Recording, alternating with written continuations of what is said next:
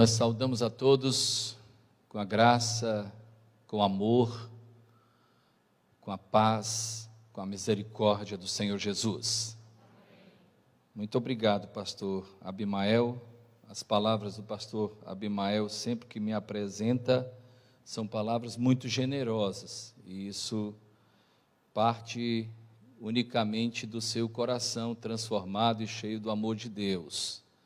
Eu gostaria de expressar a minha profunda gratidão a esta igreja que nos acolhe de uma maneira tão singela, de uma maneira tão amorosa. Chegamos ontem aqui em Salvador, fomos muito bem recebidos e temos sido acolhidos com muito amor pelos irmãos dessa igreja. Ontem tivemos um bom encontro e aqui pudemos repartir um pouco da palavra de Deus para a liderança da igreja, e certamente fomos edificados de uma maneira mútua, porque também crescemos quando ministramos. Eu trago comigo um abraço fraterno da Igreja Evangélica Batista de Fortaleza. Indo a Fortaleza, entre em contato conosco, nos visite, será uma grande alegria recebê-los. Também um abraço da minha esposa, a irmã Carla Aguiar de Araújo, uma companheira fiel, uma crente no Senhor Jesus, cooperadora, que tem sido uma grande bênção para a nossa vida e para o nosso ministério. Meus queridos irmãos, nós gostaríamos de ler um texto da Palavra de Deus e tê-lo como ponto de partida para a nossa meditação. E gostaria de expor esse texto com aplicações que certamente hão de edificar a nossa vida, certamente hão de fortalecer a nossa fé. A fé vem pelo ouvir, e o ouvir a palavra de Deus. Gentilmente eu peço aos irmãos que abram as suas Bíblias na primeira epístola de Pedro, capítulo 1, versículos de 3 a 9. 1 Pedro 1, 3 a 9. Eu estou usando a versão que me foi sugerida, inclusive eu não estava usando, mas voltei a usar, minha Bíblia está velhinha, não é? Quando nós começamos os grupos pequenos, eu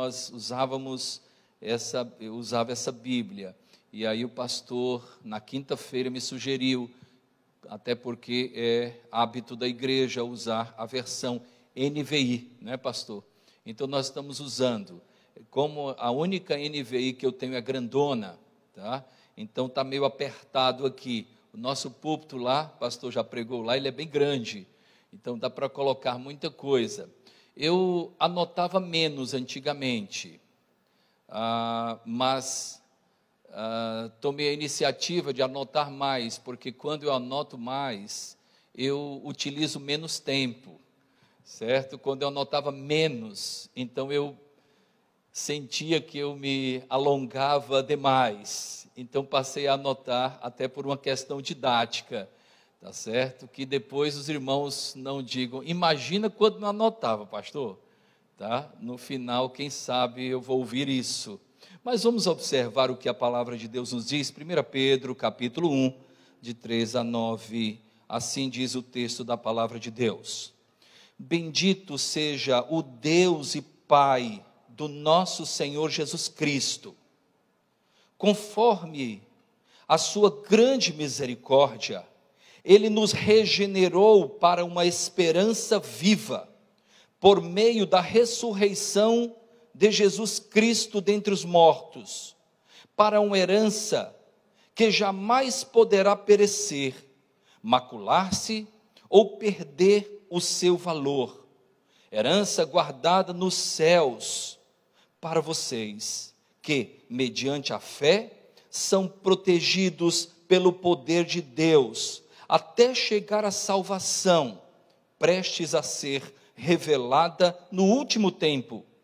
Nisso vocês exultam, ainda que agora, por um pouco de tempo, devam ser entristecidos por todo tipo de provação, Assim acontece para que fique comprovado que a fé que vocês têm, muito mais valiosa do que o ouro que perece, mesmo que refinado pelo fogo, é genuína e resultará em louvor, glória e honra quando Jesus Cristo for revelado. Mesmo não o tendo visto, vocês o amam e, apesar de não o verem agora, creem nele e exultam com alegria indizível e gloriosa, pois vocês estão alcançando o alvo da vossa fé, a salvação das suas almas. Amém. Vamos orar. Soberano Deus, nosso Pai, louvamos o teu nome, Senhor. Louvamos o teu nome pelo que tu és. E louvamos o teu nome porque o que tens feito em nosso favor é sintoma do que tu és. Obrigado por tua palavra, Senhor, que tem nos alimentado de uma maneira tão significativa, Pai. Que mais uma vez, Pai, o Senhor nos assista com o seu bom espírito e que essa palavra encontre guarida em cada coração, Pai. É o nosso desejo que transformamos em pedido pelo nome do Senhor Jesus. Amém. Amém? Amém. Meus irmãos, o apóstolo Pedro escreveu essa carta, era primeiro século, obviamente, aproximadamente ano 63, primeiro século em que a igreja cristã estava tomando forma, estava tomando corpo, e estava necessitando tanto ser orientada pela palavra de Deus e pelo conhecimento do evangelho anunciado pelo Senhor Jesus, quando aqui esteve. O apóstolo Pedro direcionou essa carta a todos os eleitos, e seria interessante nós lermos esses 2 primeiros versículos, porque eles fazem com que nós compreendamos de alguma forma o conteúdo restante da carta. Os 2 primeiros versículos dizem: Pedro, apóstolo de Jesus Cristo, aos eleitos de Deus, peregrinos, dispersos no Ponto, na Galácia, na Capadócia, na província da Ásia e na Bitínia, escolhidos de acordo com o preconhecimento de Deus Pai, pela obra santificadora do Espírito, para a obediência a Jesus Cristo na aspersão do seu sangue. Pedro então escreveu aos eleitos, aos salvos, escreveu àqueles que ele chama de forasteiros, e é interessante isso, peregrinos, forasteiros. Há uma palavra original para essa palavra traduzida, e a palavra original que é peredidemos, que significa natureza temporária, que significa caminhada, peregrinação. Escreveu aqueles que não faziam desta vida um local permanente. Escreveu para aqueles que entendiam que viviam de uma maneira peregrina nesta vida, como você e eu. Escreveu para aqueles que entendiam que a esperança ia além desta vida terrena. Outra palavra interessante que ele diz, para aqueles que são da dispersão, uma palavra muito conhecida também, diáspora, que era muito utilizada para os judeus que estavam fora da sua terra natal, da terra santa. Viviam um contexto de diáspora, eram dispersos. Essa era a igreja do Senhor Jesus Cristo, conhecida como um povo que vivia peregrino nesta vida, que vivia fora do seu autêntico lar, como nós.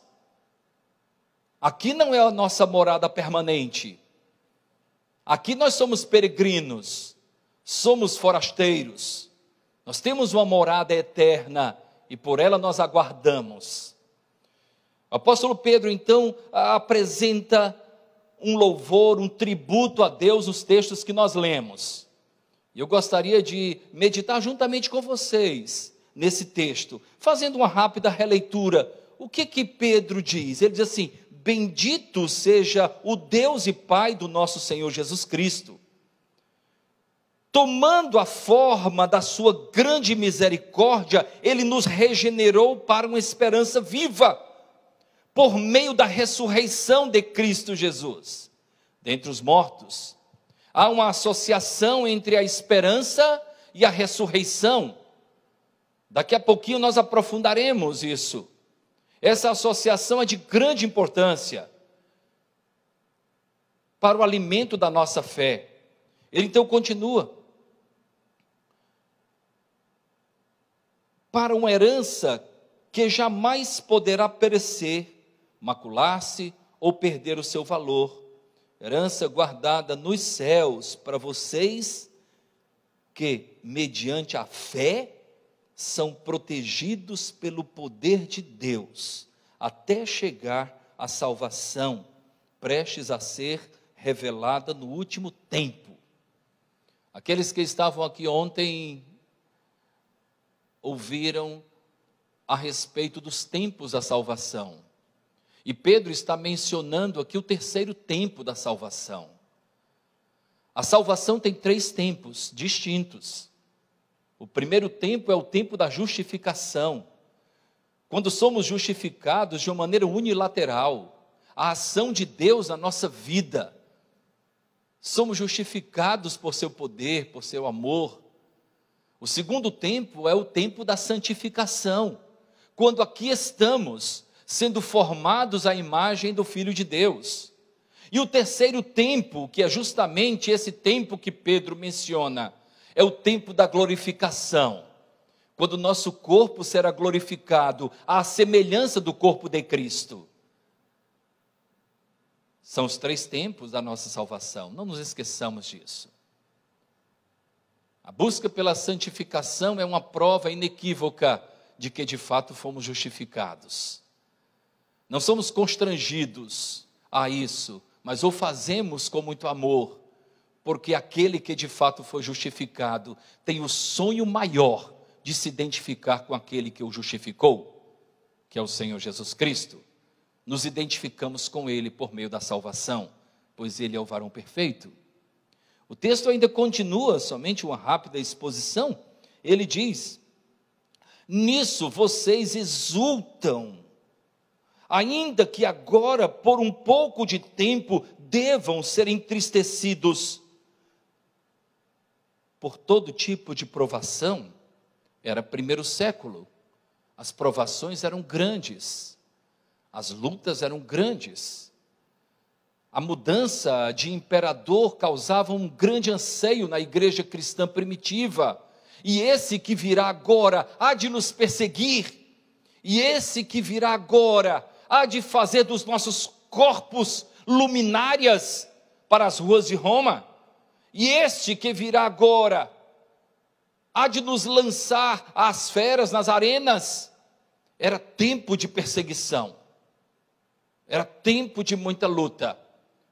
Os cristãos do primeiro século eram perseguidos pelos judeus, pelos judaizantes, pelos romanos, por tantos. Ainda que por um breve período de tempo haja tristeza por conta das muitas provações, certamente a alegria há de vir. Assim acontece, é tão lindo esse versículo 7, assim acontece para que fique comprovado, registrado, legitimado, que a fé que vocês têm, muito mais valiosa do que o ouro que perece, mesmo que refinado pelo fogo, é uma fé genuína, e resultará em louvor, em glória e em honra, quando Jesus Cristo for revelado. A genuidade da fé acontece por conta das lutas que nós passamos. A fé genuína se revela em meio às lutas e provações que nós passamos. Ela é mais preciosa que o ouro. Ainda, versículo 8, mesmo não o tendo visto, vocês o amam. E apesar de não o verem agora, creem nele e exultam com alegria indizível e gloriosa, pois vocês estão alcançando o alvo da vossa fé, a salvação das suas almas. É o alvo da fé, não é um carro novo, não é uma casa nova, não é um emprego novo. É a salvação da alma. Nada pode ser mais precioso. Queridos irmãos, nós destacamos algumas coisas e gostaríamos de enumerá-las para o nosso crescimento espiritual. O primeiro destaque é que a grande misericórdia de Deus ao nos regenerar fica evidente no texto que o apóstolo Pedro coloca. A grande misericórdia, a sua grande compaixão. Ontem nós falávamos aqui que misericórdia é quando nos é dado aquilo que nós não merecíamos e não nos é dado o que nós, pelos nossos feitos, merecíamos. Porque todos pecamos e fomos destituídos da gloriosa presença de Deus. E o salário do pecado é a morte. Portanto, misericórdia é quando Deus não nos dá a morte, nos dá a vida, nos dá graça, nos dá salvação, nos regenera. Isso é misericórdia, isso é manifestação de misericórdia. Pedro então deixa muito claro isso, ele diz, o Senhor tomou a forma da sua grande misericórdia para nos regenerar. Não fez por merecimento, por mérito algum humano, nos salvou apesar de nós, porque Deus em Cristo Jesus prova o seu amor, em que quando ainda éramos distantes dele, pecadores, incorrigíveis, inclinados para tudo que é mal, Cristo morreu na cruz por nós. Isso é misericórdia. Quando recebemos o Senhor, aquilo que não corresponde aos nossos merecimentos. Eu me lembro quando Pedro, esse que escreveu essa carta, se deparou com o milagre do Senhor Jesus Cristo, primeira vez que ele viu o Senhor Jesus Cristo realizando um grande milagre. Ele, como pescador profissional, tinha passado a noite inteira tentando pescar. Ele tinha uma empresa de pescaria, estava lá com o Tiago, estava lá com outros pescadores, passaram a noite inteira pescando. Quem aqui já pescou sabe que o melhor horário para pescar é à noite. E eles tinham passado a noite inteira pescando e nada tinham pego. Jesus então falou para que ele lançasse novamente as redes. E ele então lançou as redes diante da palavra do Senhor, meio reticente, mas lançou. E eles pegaram tantos peixes que as redes estavam prestes a se romper. Em seguida, Pedro, ao se aproximar de Jesus, se ajoelhou e disse: afasta-te de mim, Senhor, porque sou pecador. Afasta-te de mim, eu sou pecador.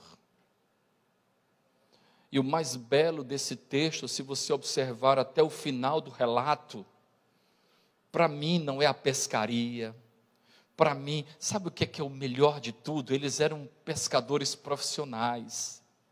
Em seguida, o Senhor Jesus Cristo disse: segue-me. E eles deixaram os peixes lá, e eles deixaram os barcos lá, e eles passaram a seguir Jesus, porque nada pode ser mais sublime que a presença do Senhor Jesus.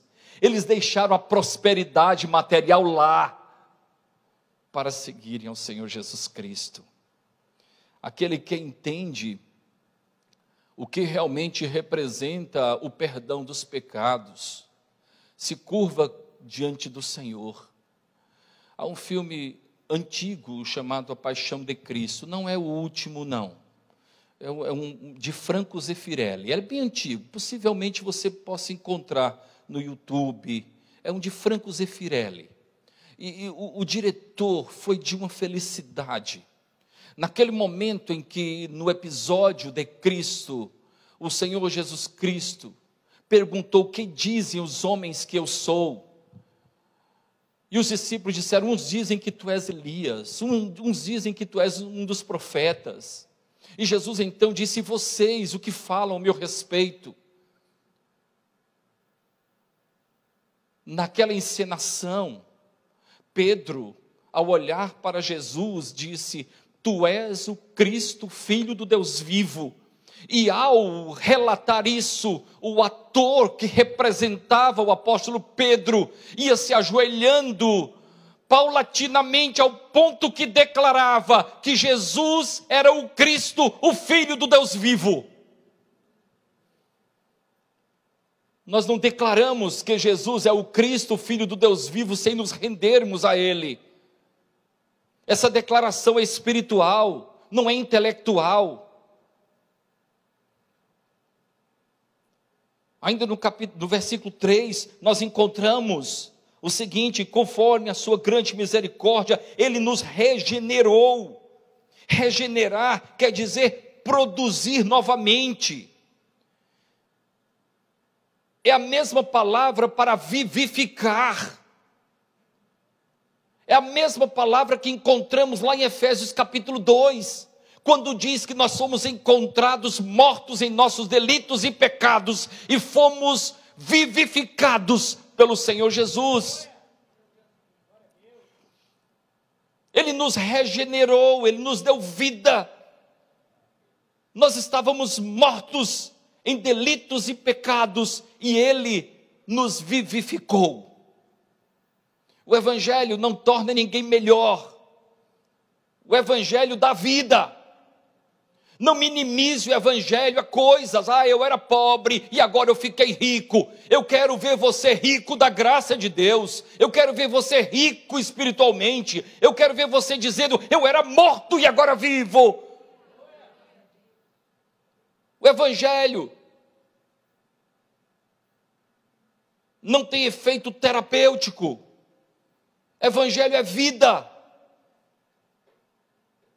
Éramos mortos e Ele nos deu vida. Ele nos produziu novamente. O apóstolo Paulo compreendia muito bem isso, ao dizer: se alguém está em Cristo, é nova criação, é nova criatura, não é uma criatura melhor, é nova criatura, é outra criação. Eu não melhorei, eu melhoro quando eu vou ao psicólogo, eu melhoro quando eu faço uma capacitação, eu melhoro quando eu faço uma graduação após, enfim, eu melhoro com essas coisas, mas em Cristo eu passo a ter vida. Eu era morto. Destaco ainda que o ângulo de visão da nossa esperança precisa ser a ressurreição de Jesus Cristo. O prisma, o ângulo. Às vezes nós passamos por esse texto e não temos a compreensão exata do que ele quer nos dizer. Por meio da ressurreição de Jesus Cristo dentre os mortos, como assim? O Senhor Jesus Cristo no Evangelho de João se apresentou de diversas formas. Já começa assim: no princípio era o Verbo estava com Deus e o Verbo era Deus. Ele se apresenta como água, se apresenta como porta, se apresenta como caminho, verdade, vida, e se apresenta também como ressurreição. Eu sou a ressurreição e a vida. Aquele que crê em mim, ainda que morra, viverá. Se apresenta dessa forma. Há uma associação entre a nossa esperança e a ressurreição de Cristo. O Evangelho é diretamente ligado à nova vida, à ressurreição. A nossa esperança não é limitada a esta vida, irmãos. Por isso que o apóstolo Paulo, lá em 1 Coríntios capítulo 15, versículo 19 diz: se a nossa esperança em Cristo se limita aos dias que passamos aqui, nós somos os mais infelizes de todos os homens. A nossa pregação é vã, vã é a nossa fé. O Evangelho passa a ser somente um instrumento motivacional. A nossa esperança está na eternidade, sim. Na vida eterna com Deus, sim. E o ângulo de percepção é a ressurreição de Cristo. Ele não ficou lá no túmulo, Ele ressuscitou de fato. E Ele é a primícia da ressurreição, é o primeiro. E nós assim o seguimos. Há uma curiosidade, vou tomar um pouquinho de água aqui. É um meu, outro seu, viu, minha irmã? Fica tranquila, não vou tomar os dois, não.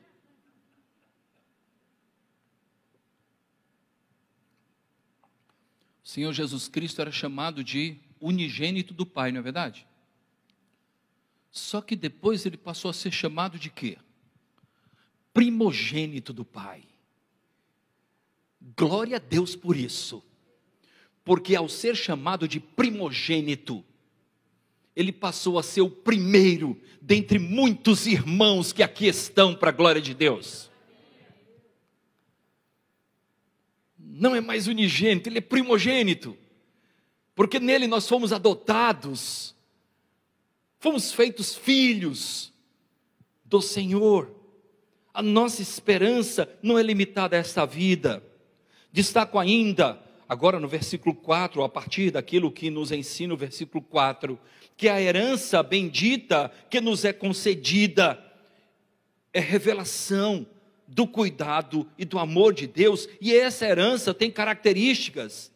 Veja o que diz o versículo 4, para uma herança, ou seja, não é? Nós fomos salvos para uma herança, que jamais poderá perecer, macular-se, ou perder o seu valor, herança guardada nos céus, é herança incorruptível, sem mácula, imarcessível. Imarcessível quer dizer impossível de se corromper, que não perde o frescor. É essa herança que temos, ela é sempre nova. Eu associo essa herança à esperança que temos a cada amanhecer, por percebermos que as misericórdias do Senhor se renovaram. Quando eu abro os olhos e digo, é mais um dia, as misericórdias do Senhor fizeram com que eu ainda esteja vivo. Eu me lembro que no final de 2020, exatamente no dia 24 de dezembro, eu recebi o teste positivo para o Covid. E a gente já estava um pouco desconfiado, né? Mas quando chegou, tinha preparado lá uma ceia, acabou tudo, doamos lá, ficamos somente com a família. E foi forte para mim, até porque eu tinha feito uma cirurgia há pouco tempo, um cálculo renal, e eu acredito que meu organismo estava um pouco fragilizado. E aí eu fui para o médico e fui tratado muito bem por um especialista. E em alguns momentos naquela época muita gente estava falando e muita gente estava realmente partindo. E um irmão falou assim: pastor, nós oramos muito para o senhor não morrer. E eu disse assim: mas como é que algo pode matar alguém que já está morto? Cada dia da nossa vida pertence ao Senhor. Nós precisamos compreender que há uma necessidade de nós internalizarmos o Evangelho de uma maneira mais significativa. E mais que recitar de uma maneira decorativa, nós recitarmos com o coração aquilo que Paulo mencionou: eu já estou crucificado com Cristo, vivo não mais eu, é Cristo que vive em mim. Essa vida aqui, 5, 10, 15, 20 anos, não sei quanto tem ainda pela frente. Eu vivo cada dia pela fé.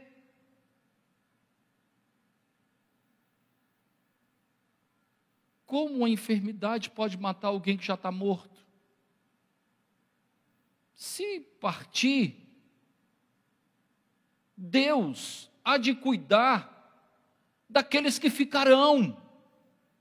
E para mim será uma grande festa. Eu não posso perder de vista a eternidade. Do contrário, eu viverei como aqueles que não têm esperança. Se a nossa esperança em Cristo se limita apenas a esta vida, nós somos os mais infelizes de todos os homens. Eu sou mais infeliz que o ímpio.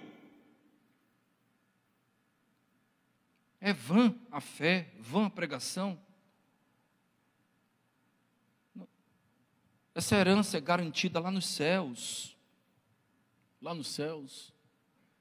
A herança que temos, versículo 4 ainda, é uma herança que foi garantida pelo Senhor Jesus Cristo e protegida pelo poder de Deus, até chegar à salvação, como diz, ainda reforça o versículo 5, garantida nos céus. Em 2 Coríntios capítulo 5, versículo 1, o apóstolo Paulo diz: quando a nossa casa terrestre deste tabernáculo se desfizer, nós temos um edifício, não feito por mãos, um edifício eterno nos céus. A igreja cristã não pode perder de vista a esperança na eternidade. Meus irmãos, ainda destaco que o poder de Deus, ou é o poder de Deus que nos guarda até o dia final. Nos guarda até e nos guarda também para o dia final. E o versículo 5 aborda exatamente isso, que mediante a fé são protegidos pelo poder de Deus até chegar à salvação prestes a ser revelada no último tempo, no tempo da glorificação. E o texto deixa claro isso, que nós somos guardados por Deus. Aquele que iniciou a boa obra há de completá-la. Quando eu defendo que eu posso perder a salvação, eu estou questionando a competência do Senhor Jesus. Ele me salvou e Ele é competente para me manter. Aquele que vem a mim, de maneira alguma o lançarei fora. Eu lembro do encontro do pastor Abimael com o pastor Russell Shedd, um dos últimos encontros com ele, e em uma mesa redonda uma senhora perguntou para ele: pastor, mas uma pessoa salva pode perder a salvação? E na sabedoria do pastor Russell Shedd ele respondeu: depende de quem a salvou. Depende de quem a salvou. Se foi Jesus, Ele tem poder para nos preservar até o dia final. Se eu pudesse perder a salvação, eu perdia todo dia, irmãos. Todo dia eu perdia, pode acreditar. E vocês também, viu? Nós somos preservados pelo poder de Deus. Não é por nossa capacidade, nossa habilidade, porque eu me garanto. Não existe isso. É Ele que nos sustenta com a sua destra forte. É Ele que nos guarda até o dia final. Aquele que começou a boa obra, disse Paulo, Filipenses 1, versículo 6, há de completá-la até o dia de Cristo. Destaco ainda do versículo 6, que as tristezas desse século não têm poder para nos roubar a exultação decorrente, advinda da esperança no Senhor Jesus Cristo. Passamos por dificuldades, e quantas perdas nós tivemos que viver nos últimos 2 anos. Curiosamente, hoje eu comentava com o pastor Abimael, o meu pai faria 82 anos, se estivesse aqui. Ele partiu 2 dias antes de completar 78 anos. E eu comentava com os meus irmãos, foi o dia mais triste da minha vida. E como aquilo mexeu no meu coração devido à proximidade, o pastor Abimael acompanhava isso, como papai foi um referencial de fé, de temor a Deus, de ensino, de paciência. conseguiu, para a glória de Deus, criar 5 filhos homens dentro de um contexto extremamente difícil e sempre com alegria no coração. Durante muito tempo eu não compreendia a alegria que o papai tinha diante de tantas dificuldades que nós passávamos. Depois eu compreendi que era a alegria que independe das circunstâncias. Era a alegria que vai além da compreensão do homem. Destaco ainda, queridos, o valor da fé no Senhor Jesus. Que valor, que preciosa é a fé no Senhor Jesus Cristo. Versículo 7 fala a respeito desse valor. Assim acontece para que fique comprovado, legitimado, que a fé que vocês têm é muito mais valiosa do que o ouro que perece, mesmo que refinado pelo fogo. É uma fé genuína e resultará em louvor, glória e honra quando Jesus Cristo for revelado. A fé no Senhor Jesus é mais valiosa que qualquer bem desta terra, qualquer bem desta vida. Mesmo o mais depurado ouro não é mais precioso que a nossa fé. A nossa fé confirmada resulta em louvor, resulta em glória, resulta em honra ao Senhor Jesus Cristo, que é autor e consumador da nossa fé. É uma fé muito preciosa, é um presente de Deus. Se você acredita em Deus, não deixe de agradecer ao Senhor por essa dádiva. É um presente. O apóstolo Paulo, escrevendo em Efésios 2, versículo 8, eu preciso explicar esse tão conhecido versículo. Diz assim: pela graça sois salvos mediante a fé, ponto e vírgula. Em outras versões só vírgula, mas para aí. Isto não vem de vós, não vem de vós, é dom de Deus. Se você tem o dom da fé, tenha sempre uma postura de gratidão. Obrigado, Senhor, porque eu não vi, mas criei.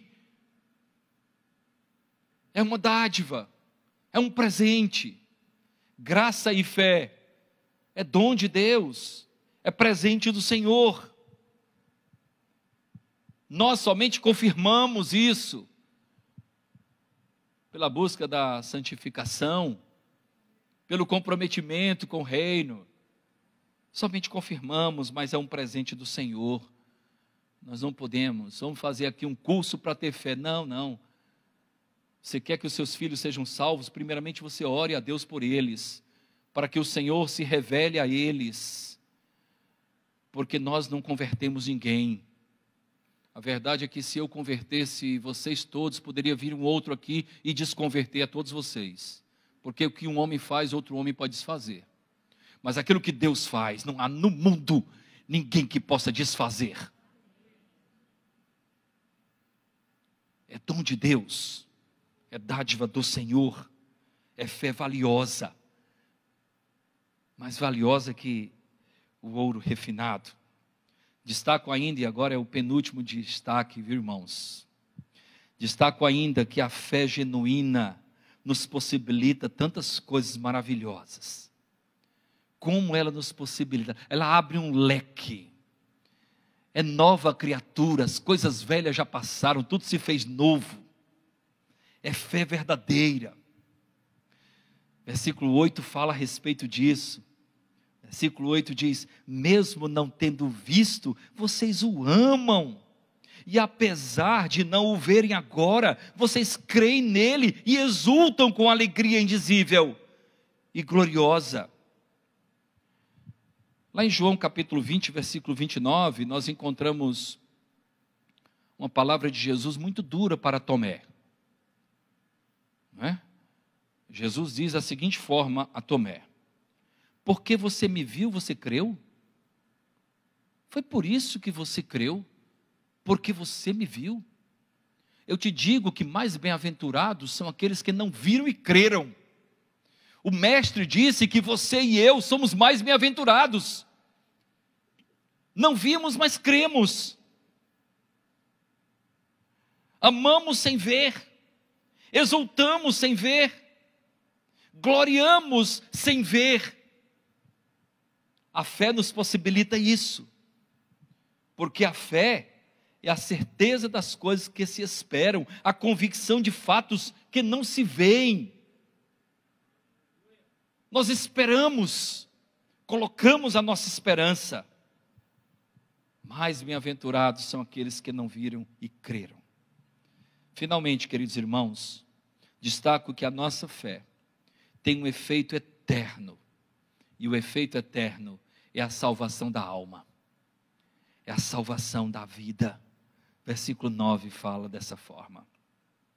Pois vocês estão alcançando o alvo da sua fé. A salvação das suas almas. Que fé é essa? É fé no Senhor Jesus. Não é fé na fé.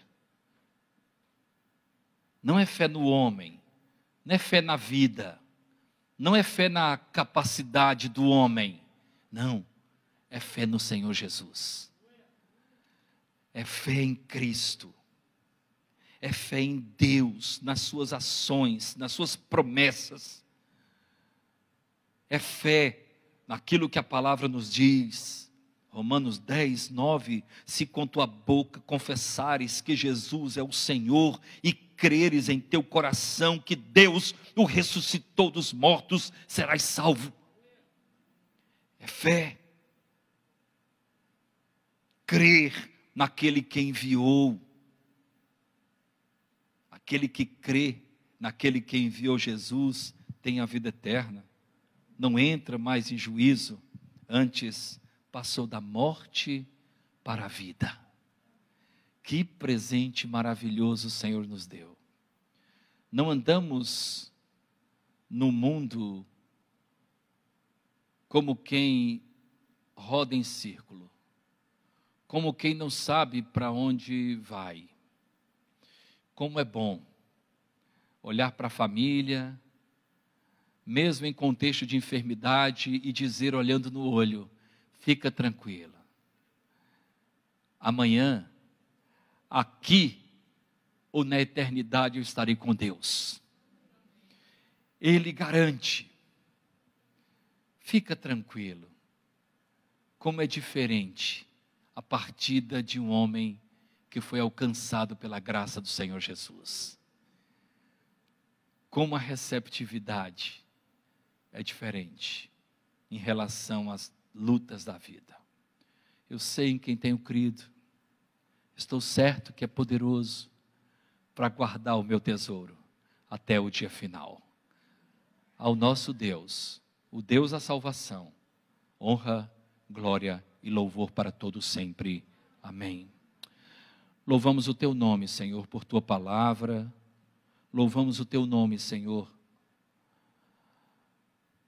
porque a tua palavra gerou fé no nosso coração, Senhor. Esse presente tão maravilhoso que tu nos dás. Senhor, que a tua palavra não volte vazia, Senhor. Que encontre lugar em cada coração, Senhor. Que possa operar mudanças no nosso viver. Assim oramos, no nome precioso do Senhor Jesus. Amém. Pastor, querida